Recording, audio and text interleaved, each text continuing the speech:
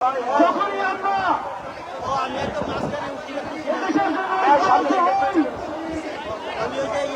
তখনই স্বার্থান্বেষী গোষ্ঠী বিচ্ছিন্নতাবাদী কার্যক্রম ঘটিয়ে ব্যবধান ঘটিয়ে আমাদেরকে বিতর্কিত করে আমাদের লড়াইকে প্রশ্নবিদ্ধ করার সুযোগ করে দেয়। আমরা স্পষ্টভাবে বলতে চাই, আমরা চিহ্নিত করছি যারা আজকের এই উস্কানির সাথে জড়িত, যারা উস্কানি দিয়ে হাদি ভাইয়ের শাহাদাতের পর তার জন্য ইনসাফের দাবিতে আমাদের যে আন্দোলন, এই আন্দোলনকে ভিন্ন খাতে প্রবাহিত করার চেষ্টা করেছে, তাদেরকে আমরা চিহ্নিত করব এবং গণশত্রু হিসেবে ঘোষণা করব। বন্ধুগণ, যখনই কোনো একটা ঘটনা ঘটে এদেশে বিভিন্ন দেশের চোরেরা, বিভিন্ন এজেন্সির স্বার্থান্বেষী গোষ্ঠী সক্রিয় হয়ে পড়ে। ঘর পড়ার মধ্যে আলু পড়ে দেওয়ার মতো তারা বিভিন্ন প্রতিষ্ঠানে, বিভিন্ন ধর্মীয় প্রতিষ্ঠানে হামলা করে বেড়ায়। তারা এদেশের গণতান্ত্রিক লড়াইকে, জাস্টিসের জন্য লড়াইকে প্রশ্নবিদ্ধ করতে সবার আগে ঝাঁপিয়ে পড়ে। আমাদের হাদি ভাইয়ের শাহাদাতের খবর পাওয়া 1 ঘন্টার মধ্যে কিভাবে ওনার নামে হিসাব ছাপিয়ে একটি গোষ্ঠী হামলা করতে চলে গেল, এটা অত্যন্ত সন্দেহজনক। যখন বাংলাদেশের জনগণ প্রত্যেকটি জুলাই ঐক্যবদ্ধ হচ্ছে, আমরা এখানে ঐক্যবদ্ধ বিচার চাইছি, আমরা খুনিদের ফেরত দেওয়ার কথা বলছি, আমরা আগ্রাসনের বিরুদ্ধে আমাদের আওয়াজ তুলছি, তখন কারা বিভাজন উস্কে দিল আমাদের তাদেরকে চিনে রাখতে হবে। আর কখনো তাদের উস্কানিতে পা দিয়ে ভুল পথে পরিচালিত হওয়া যাবে না। অভ্যুত্থানের পরে হাদি ভাই ইনকিলাব কালচারাল সেন্টার, ইনকিলাব মঞ্চ প্রতিষ্ঠা করে আমাদেরকে দেখিয়েছেন কিভাবে গঠনতান্ত্রিক ভাবে সামাজিক, সাংস্কৃতিক এবং রাজনৈতিক লড়াই চালিয়ে যেতে হয়। কিভাবে একজন ব্যক্তি প্রাতিষ্ঠানিক ভাবে দাঁড়ালে সেটা লক্ষ মানুষের চেয়েও শক্তিশালী হয়। হাদি ভাই নিজেকে একটা প্রতিষ্ঠান হিসেবে গড়ে তুলেছিলেন। হাদি ভাইয়ের লড়াই আমাদের লড়াই, এই লড়াই করার লড়াই, ভাঙার বিরুদ্ধে, আগুনের বিরুদ্ধে, সন্ত্রাসের বিরুদ্ধে শক্তিশালীভাবে প্রতিষ্ঠিত হওয়ার লড়াই। এই লড়াইকে বাধাগ্রস্ত করতে আমরা কাউকে সুযোগ দেব না, কাউকে ছাড় দেব না।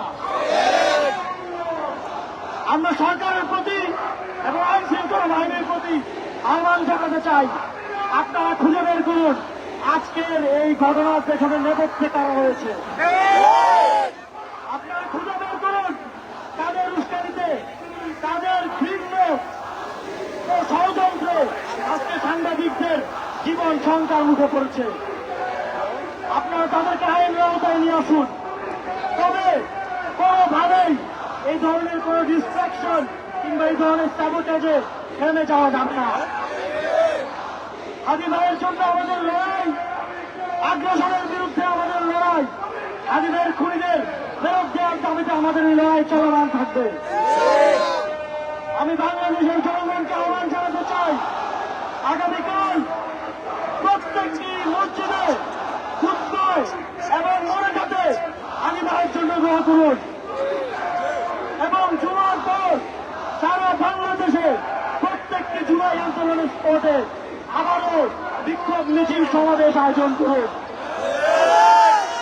সকল আগ্রাসনকারী শক্তিকে আমাদের দেখিয়ে দিতে হবে আমরা ঐক্যবদ্ধ আছি, ছিলাম এবং থাকবো।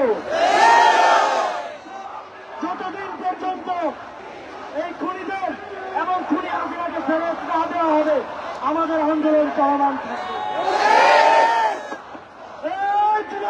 হাদি ভাই আমরা তোমায় ভুলি নেই।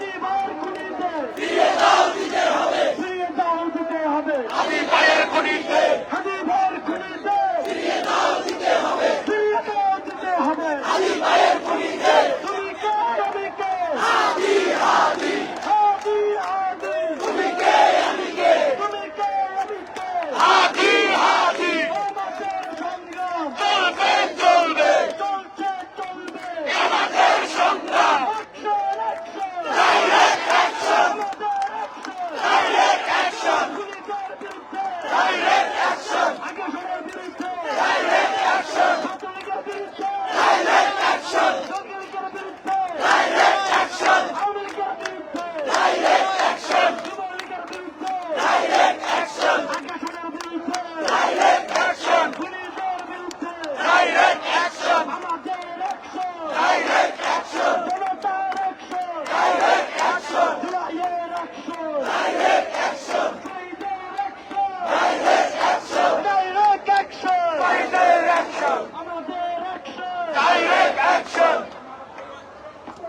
আমরা একটু বসে যাই আমরা স্লোগানের সাথে হাদি ভাই আমাদের ছিলেন আমরা সেই আজাদি